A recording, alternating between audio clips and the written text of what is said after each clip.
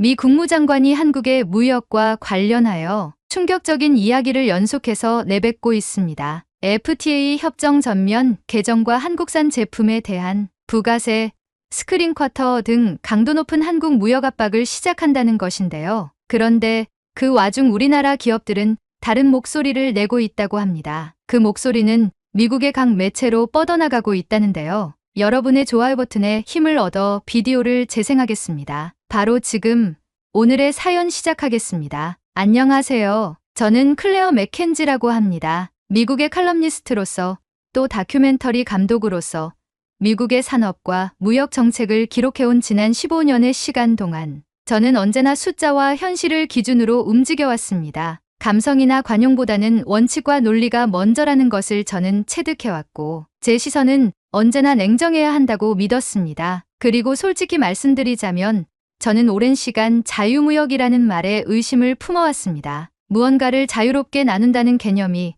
정작 가장 중요한 우리 노동자들에게는 무엇 하나 돌아오는 것이 없다는 사실을 제 눈으로 봐왔기 때문입니다. 이제는 그 누구도 부정하지 않는 사실이지만 미국은 지난 수십 년간 지속적인 무역 적자에 시달려왔습니다. 값싼 수입품들이 우리의 공장을 무너뜨리고 정규직 노동자들이 비정규직으로 그리고 비정규직은 실업자로 전락하는 현실을 수없이 목격해왔습니다. 그 중심에는 언제나 상대국의 전략이 있었고 미국은 그 전략에 휘둘리는 입장이었죠. 그러던 중 2025년이 밝았습니다. 그리고 트럼프 대통령의 두 번째 행정부가 출범하면서 백악관은 곧장 상호 관세제를 핵심 무역 정책으로 추진하기 시작했습니다. 루비오 국무장관은 첫 기자회견에서 이제 미국은 더 이상 호구가 되지 않겠다고 선언했고 가장 먼저 지목된 국가 중 하나가 바로 한국이었습니다. 한국은 미국에 대해 연간 약 81조 원의 무역 흑자를 기록하고 있었고 전체 무역 적자 대상국 중 8번째 규모라는 것이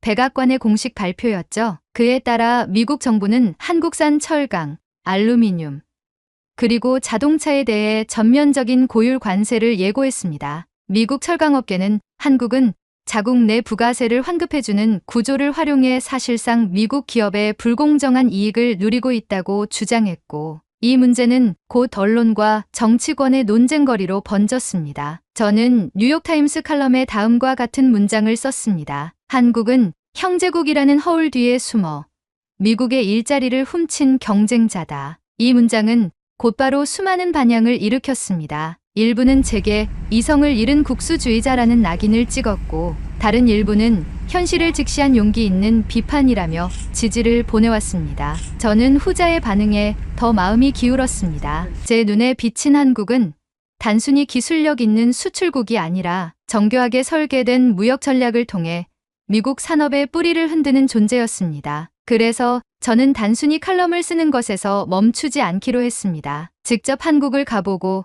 그 실체를 취재하기로 결심했습니다. 제 목표는 분명했습니다. 한국의 숨겨진 무역 전략과 품질을 무기로 삼은 경제 침략의 실체를 밝히겠다. 그것은 단순한 현장 방문이 아닌 일종의 탐사 저널리즘이자 다큐멘터리 프로젝트였습니다. 미국에서 보도자료와 통계 수치만으로 접했던 한국 제조업의 민낯을 직접 확인하고 그것이 어떤 방식으로 미국 시장을 잠식하고 있는지를 시청자들에게 보여주는 것이 이 작업의 핵심이라고 생각했습니다. 뉴욕의 제작사에서도 이 프로젝트에 관심을 보였습니다. 정치와 경제가 충돌하는 한복판에 서 있다는 기획의도는 확실했고 무엇보다 미국이 더 이상 희생양이 되어선 안 된다는 주장은 당시 정권의 기조와도 맞아떨어졌습니다. 그런 배경 덕분에 저는 비교적 빠르게 취재 여정을 준비할 수 있었고 곧 인천행 항공편에 몸을 실었습니다. 비행기 안에서 저는 긴 노트를 펼쳐 여러 가지 계획을 정리했습니다. 서울, 인천,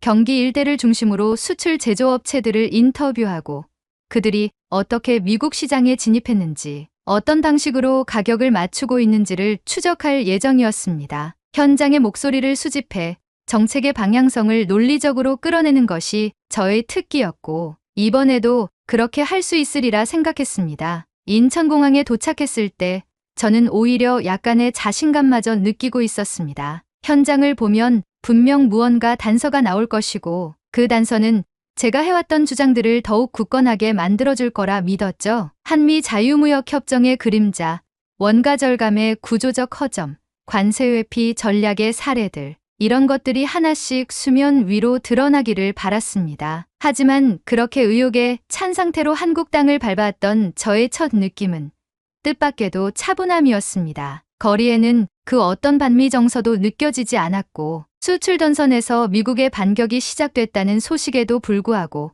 현지 언론은 대부분 조용했습니다. 오히려 긴 시간 동안 축적된 기술력과 품질을 기반으로 한 신뢰가 있다는 자신감이 묻어나왔고, 그 온도차가 묘하게 저를 당황하게 만들었습니다. 그러나 저는 애초부터 감정에 흔들릴 생각은 없었습니다. 진실은 감정이 아닌 사실로 입증되는 것이며 숫자는 언제나 거짓말을 하지 않는다고 믿었기 때문입니다. 그래서 그 다음 날부터 저는 곧장 현장 취재에 나섰고, 한국의 수출 산업을 구성하는 여러 기업들과 사람들을 만나기 시작했습니다. 한국에 도착한 이후 저는 곧장 일정에 맞춰 서울과 인천, 그리고 경기도 일대의 여러 제조업체를 방문하기 시작했습니다. 사전에 연락을 취했던 업체들은 대부분 인터뷰와 현장 촬영을 흔쾌히 수락해 주었고, 그것이 오히려 저를 조금은 당혹스럽게 만들었습니다. 예상했던 긴장감이나 경계심은 거의 느껴지지 않았고, 모두가 오히려 자부심 가득한 얼굴로 공장을 소개하고 제품을 설명해 주었습니다. 서울 외곽의 한 전자 부품 회사에서는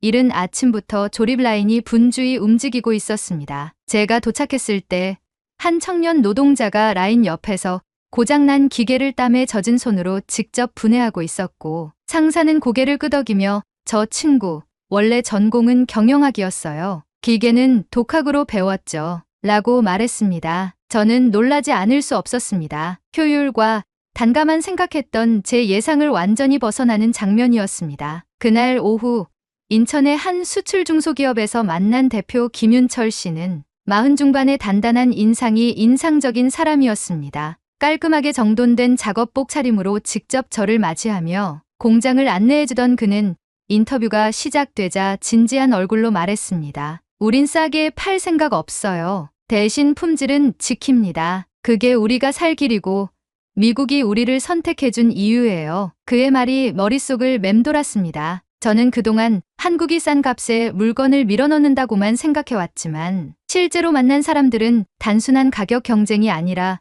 품질로 버텨온 시간에 대해 이야기하고 있었어요. 특히 그는 미국의 한 대형 유통업체와의 거래 사례를 꺼내며 이렇게 덧붙였습니다. 처음엔 중국산과 비교당했어요. 그런데 납기 한 번 어긴 적 없고 품질 클레임도 없으니까 가격이 좀 비싸도 우리 걸 고르더라고요. 그게 신뢰죠. 그 말 속엔 분명한 자부심이 담겨 있었고 동시에 수없이 많은 시련을 견뎌온 흔적이 묻어 있었습니다. 그때부터였던 것 같습니다. 제가 이 프로젝트를 처음 시작할 때 머릿속에 그려두었던 경제 침략의 논리가 흔들리기 시작한 것은요. 눈앞의 사람들은 단지 이윤을 위해 움직이는 기계적인 존재가 아니었습니다. 그들은 저마다의 생계를 걸고 동시에 어떤 신념을 품은 채 일하고 있었습니다. 경기도의 한 기계 부품 공장에서는 점심시간에 공장 구내식당에서 식사를 함께 했습니다. 식판에 담긴 반찬은 소박했지만 사람들 사이의 분위기는 따뜻했습니다. 그중 한 사람인 송미정 기사님은 식사를 마친 뒤 저에게 이렇게 말했습니다. 미국에서 다시 관세 매긴다 해서 좀 걱정이 됐어요. 그래도 우린 그대로 할 거예요. 원래대로 싸게 안 팔아도 좋으니까 잘 만든 걸로 믿음을 줘야죠. 그녀의 말은 단순했지만 그 안에는 어떤 단단함이 있었습니다. 저는 순간 아무 말도 할 수 없었습니다. 칼럼 속에서 제가 말했던 문장들이 이 사람들의 얼굴 앞에서는 너무 건조하게 느껴졌습니다. 일자리를 훔쳤다. 경제 침략이다. 그 표현들이 과연 이 노동자들의 하루와 맞닿아 있는 언어였을까요? 수치를 근거로 내세운 제 주장이 이 사람들의 손끝에서 흘러나온 땀의 무게를 설명할 수 있었을까요? 며칠 후에는 수출 전용 컨테이너를 다루는 창고 현장을 취재하게 되었습니다. 강풍이 부는 날이었지만 일꾼들은 방한복을 입고 거대한 철제 박스를 쉴 새 없이 옮기고 있었습니다. 박스 하나하나엔 미국 도시 이름들이 적혀 있었고 저는 그 글씨를 바라보며 이상하게 가슴이 먹먹해졌습니다. 이 안에 담긴 건 단순한 제품이 아니라 어떤 신뢰와 약속일지도 모른다는 생각이 들었기 때문입니다. 그날 밤 숙소로 돌아와서 저는 처음으로 노트북을 닫고 조용히 창밖을 바라보았습니다. 서울의 밤은 뉴욕과는 다르게 느껴졌습니다. 고요하면서도 단단했고 복잡하지만 흩어지지 않는 질서가 있었습니다. 저는 그 순간 처음으로 제 안에서 어떤 균열이 생겨나고 있음을 느꼈습니다. 제가 믿어온 원칙과 숫자 너머에 그간 보지 못했던 진실이 숨겨져 있었던 것 같았습니다. 다음 날 인터뷰를 정리하던 중 제작사 쪽에서 연락이 왔습니다. 단가 비교와 이익률 자료는 어떻게 돼가요? 그 목소리를 들으며 저는 잠시 말을 멈췄습니다. 자료는 충분히 확보하고 있었지만 이상하게 마음이 내키지 않았습니다. 지금 제 눈에 보이고 있는 것은 숫자가 아니었기 때문입니다. 사람의 얼굴, 움직이는 손, 식은땀과 품질을 지켜내겠다는 의지, 그런 것들이 오히려 더 또렷하게 다가왔습니다. 그날 밤 저는 다이어리에 이런 문장을 적어두었습니다. 수출은 숫자로 계산되지만 신뢰는 사람의 땀으로 유지된다. 여러 도시를 돌며 촬영한 지 보름이 가까워질 무렵 저는 조금 더 깊은 이야기를 담고 싶다는 생각이 들었습니다. 대기업의 자동화 설비나 정돈된 라인에서 느낀 감정도 컸지만 무엇보다 저를 흔든 건 그 안에 있었던 사람들의 말과 눈빛이었거든요. 그래서 이번에는 비교적 규모가 작고 수출 계약이 끊긴 한 공장을 찾기로 했습니다. 서울에서 차로 3시간 거리, 충청도의 작은 시골 마을이었습니다. 공장은 마을 외곽 논길 옆에 조용히 자리하고 있었고 처음 보는 순간부터 이곳은 참 오래된 역사를 가진 공간이겠구나 싶은 느낌이 들었습니다. 낡았지만 정갈했고 바람에 흔들리는 깃발 하나조차 그 자리를 잃지 않은 듯 단단했습니다. 공장 대표 김재홍 씨는 쉰이 조금 넘어 보였고 깔끔한 회색 셔츠에 작업복 바지를 겹쳐 입은 채 저희를 맞았습니다. 그는 공장 안으로 들어서며 말했습니다. 이젠 여기서도 소리나는 날이 많지 않아요. 수출길이 막히고 나서 기계는 절반만 돌아가고 사람도 줄였죠. 공장 안은 조용했습니다. 기계 몇 대가 간헐적으로 돌아가는 소리를 제외하면 사람들의 움직임도 매우 절제되어 있었고 마치 숨을 참는 듯한 공간이었습니다. 그런데 그 정적 속에서도 이상하게 무너진 느낌은 들지 않았습니다. 김 대표는 안내 중에도 늘 미소를 잃지 않았고 직원들도 제게 커피를 건네며 농담 섞인 인사를 건넸습니다. 작업대 옆 의자에 나란히 앉아 저는 조심스레 물었습니다. 이번 관세 조치 이후에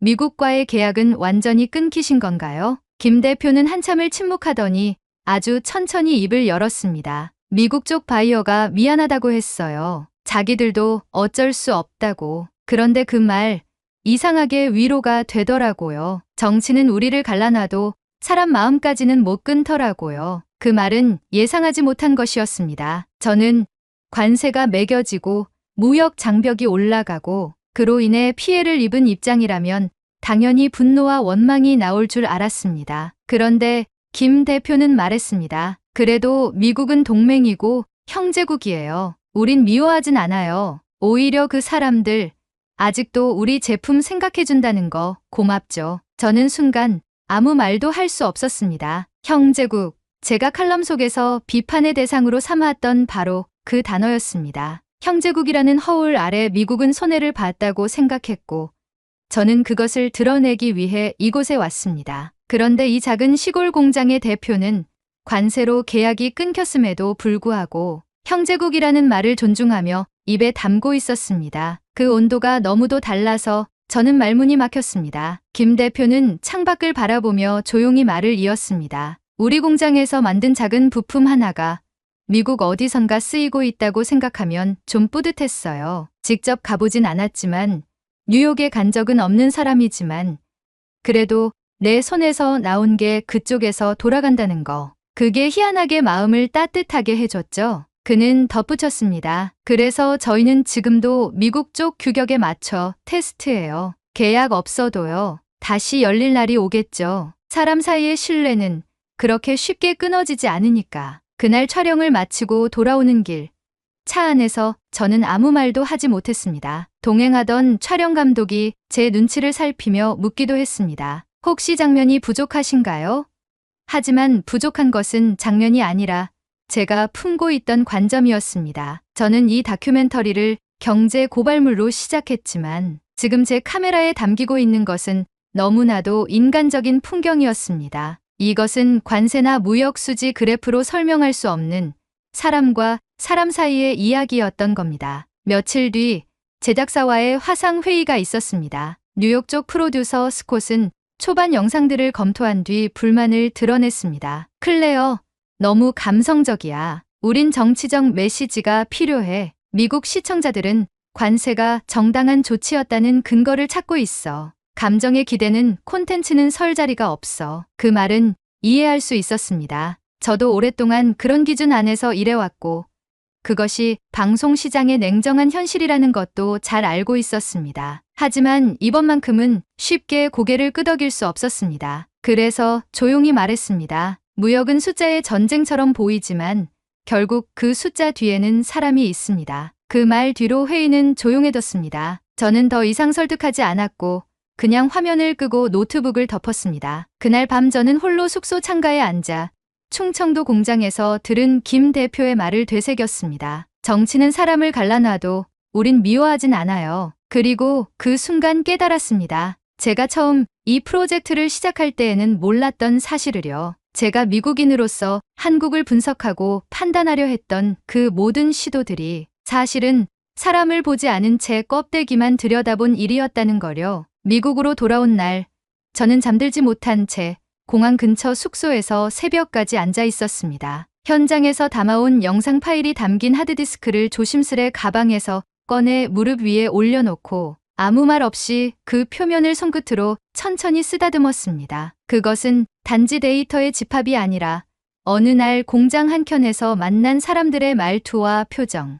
무심한 듯 담긴 마음, 그리고 그 마음이 이어진 신뢰의 기록이었습니다. 다큐멘터리 편집은 생각보다 오래 걸렸습니다. 저는 예전과는 다른 방식으로 이 프로젝트에 접근하고 있었기 때문입니다. 통계 그래프나 수출입 수치, 관세율 분석 같은 자료는 여전히 중요했지만 이번에는 그것이 중심이 되지 않았습니다. 중심에 있어야 할 것은 사람, 그리고 그 사람들의 눈이었습니다. 영상은 총 5개의 장으로 구성되었고 제목은 한국에서 마지막으로 적어두었던 그 문장을 그대로 따랐습니다. 무역의 심장에는 사람이 산다. 각 장의 사이사이에는 인터뷰 중 눈에 띄지 않게 지나갔던 순간들을 조심스럽게 배치했습니다. 기계를 돌리며 기침을 참던 기사님, 폐쇄 직전의 공장에서 여전히 미국 규격으로 시제품을 만들던 기술자, 점심시간에 혼자 뒷마당에서 김밥을 먹던 소녀, 공정직 그들의 얼굴은 누구보다 진지했고 어느 뉴스도 전하지 못할 진실을 담고 있었습니다. 다큐멘터리가 완성된 뒤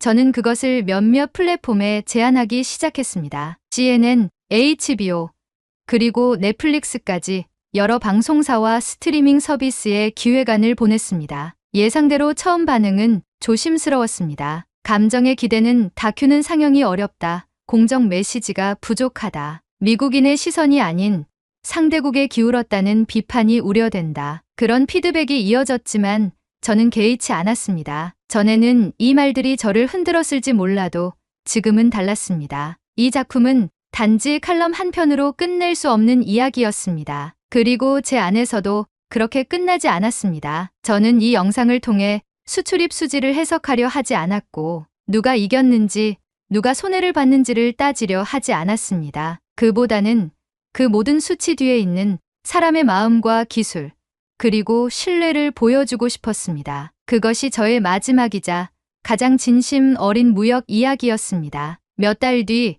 제작사 중 한 곳에서 연락이 왔습니다. 다큐멘터리는 HBO 다큐멘터리 경쟁 부문에 소개되기로 결정되었고 시장에서의 반향보다는 사람에 대한 존중이 느껴진다는 평가와 함께 의외의 관심이 이어졌습니다. 저는 그 뉴스를 받아들고 잠시 말없이 웃었습니다. 세상이 빠르게 흘러가는 동안에도 어떤 이야기는 사람들에게 스며드는데 시간이 필요하다는 것을 알게 된 순간이었습니다. 그즈음 저는 다시 한국행 비행기를 예약했습니다. 마무리되지 않은 마음이 남아 있었고 반드시 다시 만나야 할 사람들이 있었기 때문입니다. 도착한 날 저는 곧장 충청도의 그 공장으로 향했습니다. 처음 갔던 때보다 한층 더 조용해진 마을은 여전히 똑같은 하늘을 품고 있었고 논길 옆에 오래된 간판은 바람에 흔들리면서도 제 자리를 지키고 있었습니다. 공장 문을 열고 들어섰을 때 익숙한 기계음이 들렸습니다. 예전보다 적은 인원이었지만 여전히 그곳은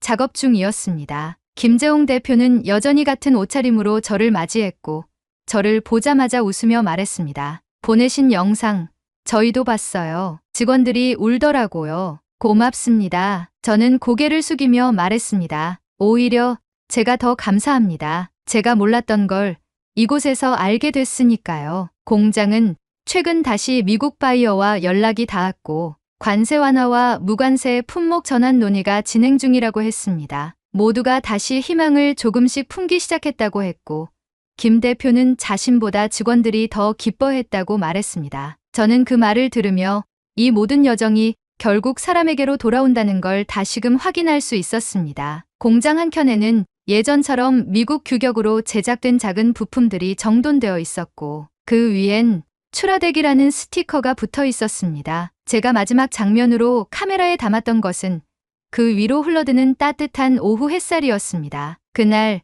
저는 혼자 작은 뒷마당에 앉아 노트북을 열고 마지막 내레이션을 기록했습니다. 정치와 관세는 사람을 갈라놓지만 신뢰는 다시 이어줍니다. 저는 이제 믿습니다. 무역의 심장에는 사람이 산다는 것을. 오늘의 사연은 여기까지입니다. 한미무역에 대한 여러분의 생각을 댓글로 남겨 감동 비디오의 마지막을 장식해주세요. 오늘의 비디오가 공감이 되신다면 구독, 좋아요 한 번씩 부탁드리겠습니다. 그리고 여러분의 댓글은 제게 큰 힘이 됩니다. 다음엔 더 흥미로운 사연으로 여러분을 찾아뵙겠습니다. 시청해주셔서 감사합니다.